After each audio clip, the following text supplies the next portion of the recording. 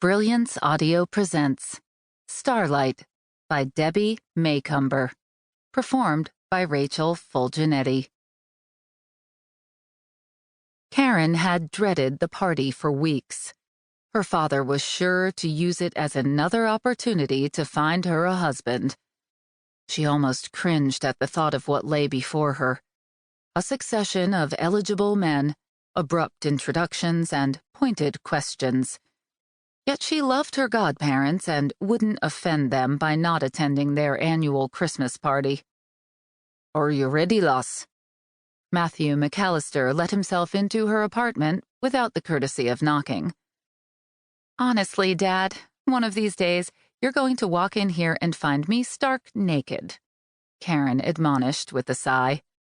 Matthew chuckled. Karen laughed too, for it was difficult to maintain an injured air when her father was in this mood. Stepping back to survey Karen, Matthew's eyes lit up in appreciation. "My heart swells with pride at the sight of you, lass," he said in a strong Scottish brogue. Karen forced herself to smile. His speech always began the same way.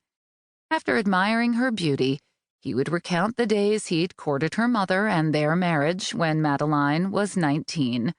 From there, he'd reiterate his growing desire for grandchildren, most particularly a granddaughter. It was always the same, to the point that Karen could have mouthed the words along with him. "Dad," she interrupted, "we'd better go. Snoqualmie Falls is a 45-minute drive." Surprisingly, Matthew insisted Karen drive. She did so willingly, but glanced apprehensively at her father. He looked tired and a bit ashen. "Are you feeling okay, Dad?" she asked, hiding the concern in her voice. "Of course I am," he rallied somewhat. "I'm just saving myself for the grand affair. Certain demands are made of a widower these days, and the ladies are expecting a good time."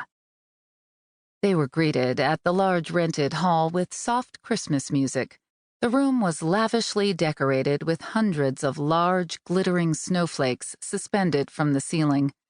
The reflective glow of the turning flakes cast the dimly lit room into a winter wonderland. The hall was already crowded. Several others had arrived and were milling around, chatting in small groups and sipping champagne. Evan Forsythe raised a welcoming hand when he saw Matthew and Karen enter, and walked purposefully toward them. The two men clasped hands with the enthusiasm of many years of devoted friendship. Her father and Evan had been friends since their school days, and although they held separate stations in life, their friendship had never wavered. Evan Forsythe was the president of the University of Washington at Tacoma, an honored and respected man, while Matthew McAlister was a small businessman dealing in plumbing supplies. For as long as Karen could remember, her father and godfather had played chess every Thursday night.